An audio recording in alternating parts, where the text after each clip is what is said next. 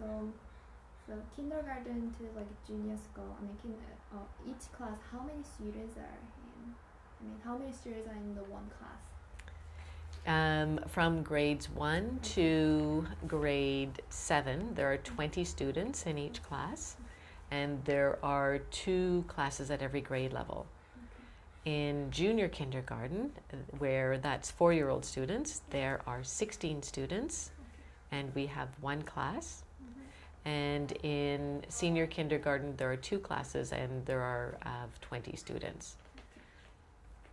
And at the senior school, from grade 8 through grade 12, there are on average 16 students per class. There are 4 classes per grade, and so there's an average of 64 students per grade.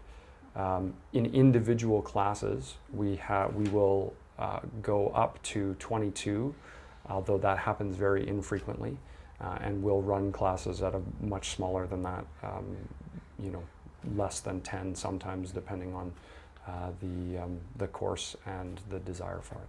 So maximum number of students for the junior class, like a 20, and the senior for 16. Average is 16, maximum is 22, but it happens very infrequently. Yeah, I think so.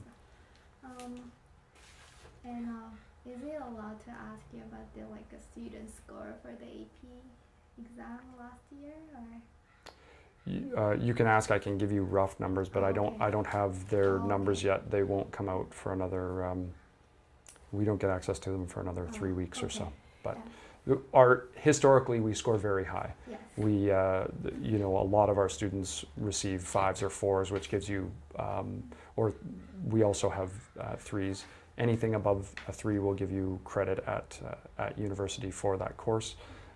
But we have many of our students score that. And our understanding from universities, it's not as much the score, but that the students have chosen to challenge themselves. Yeah, a lot of our students don't take the credit at the university. They get the understanding, and then they go to university and they take that course again, knowing that they're going to have a really strong background in that area. Some of our students do take the credit for it, although it's I would say it's probably more retake it with that understanding. Okay. So here's a question, like the Canadian, it doesn't have to be Canadian. I mean, the student, it can take a university credit from here. They can. That's AP does that. AP That's does that. yes. Okay. And then is that true? Every school, every student from your class go to the university 100%. Yes. Okay. Is there because of the teachers are really great, or school program is really fit to the sending the university? Yeah. I think it's a lot of things. I think we have a great staff. They're very well educated. They're organized. They're inspiring. I think our staff is amazing. We also have an amazing university counseling program. Our director of university counseling works with students to really focus on the program that's going to be best for them, not looking at a big name university, but looking at a program that's really going to suit them.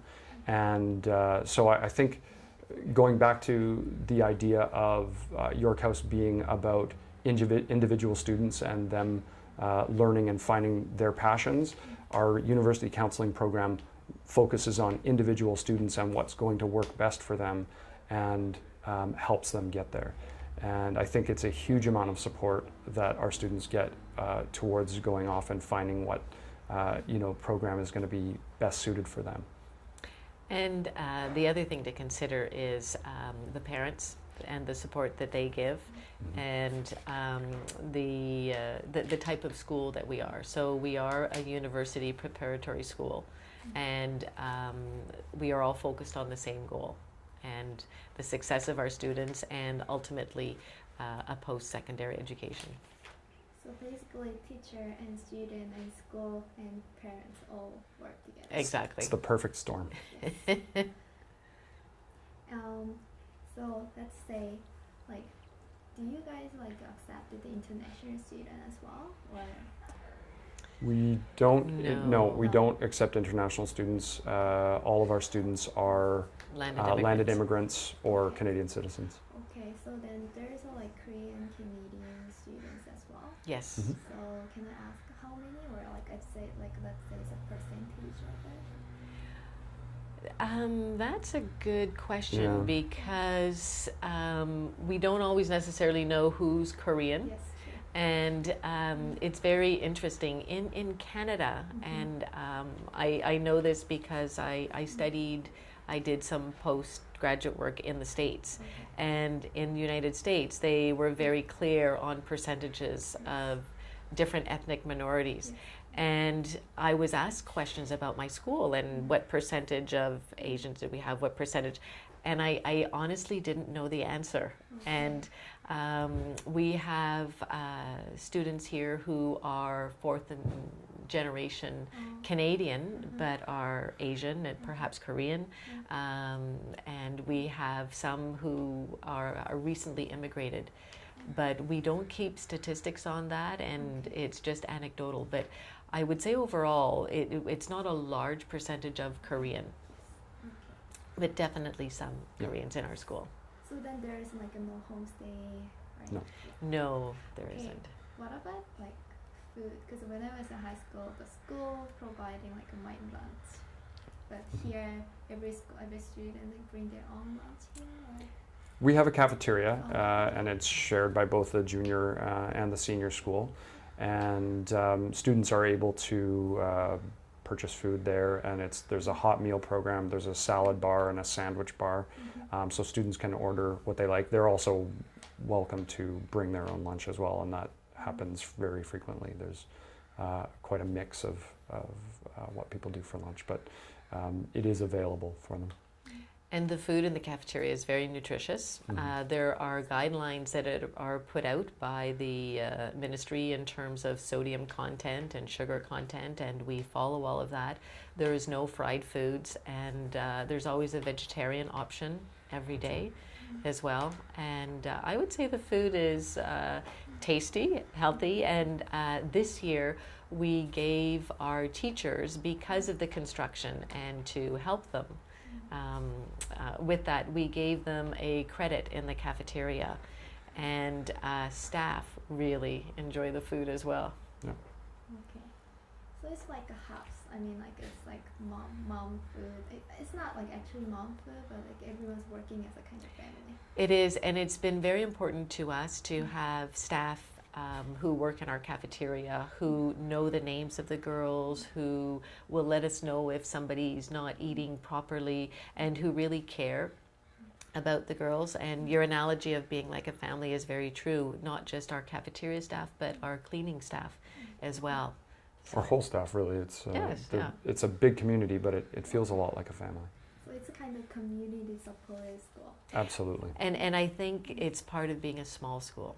And if we were perhaps a larger school, it could be more impersonal, but our head of school, Gail Reddy, knows the names of all the students in the school.